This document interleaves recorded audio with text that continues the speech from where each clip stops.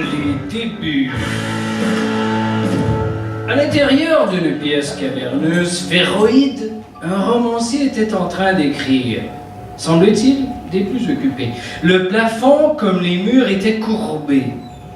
Le plancher vers le bas, s'enfonçant quasiment en son centre, avec table, chaise, armoire et écrivain qui pratiquaient désespéré une sorte d'alpinisme sur la crête de cette fosse ou de ce gouffre effrayant.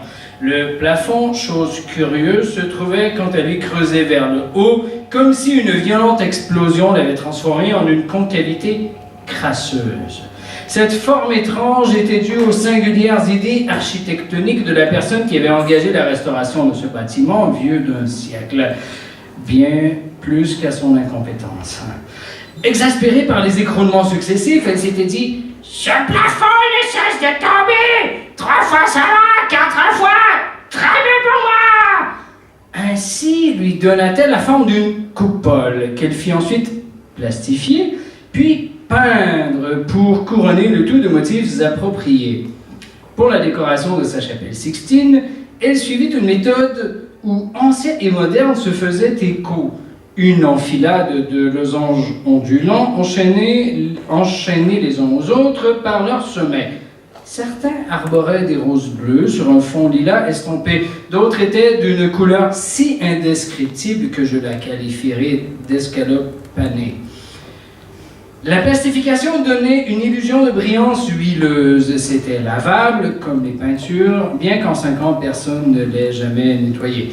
Suite à quoi, la mauvaise combustion du poêle à mazout, additionnée aux asphyxiantes et ténébreuses vapeurs des fricassés, finit par la fumer comme un jambon. Quelle merveille! Le distrait romancier ne remarquait rien, écrivait sans cesse. Tout le temps libre que son emploi d'agent de propreté lui rejetait comme des miettes. L'écrivain se voyait périodiquement obligé de partager sa mansarde avec 2, voire 3 colocataires ou plus, toujours très pauvres, avec un froid humide en hiver, une insupportable chaleur en été et une salle de bain commune à 50 personnes. La maîtresse de la pension, que je préfère nommer régente pour des raisons nobiliaires, et ainsi sera-t-elle appelée, en attendant éternellement la majorité du roi inexistant. Il n'existe pas, il n'y a pas de roi. Était une mère pour tous, la régente était une mère pour tous. Elle avait 2 yeux de verre, Dona Clotta, la pantouflarde, 2 yeux de verre, et pourtant, elle voyait tout.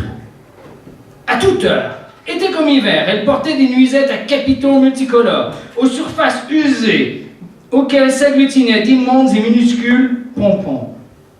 L'incomparable tortillon royal. De toute évidence, le chignon était venu au monde en premier, à la suite seulement la bonne femme. Là résidait sa puissance, le secret de sa force.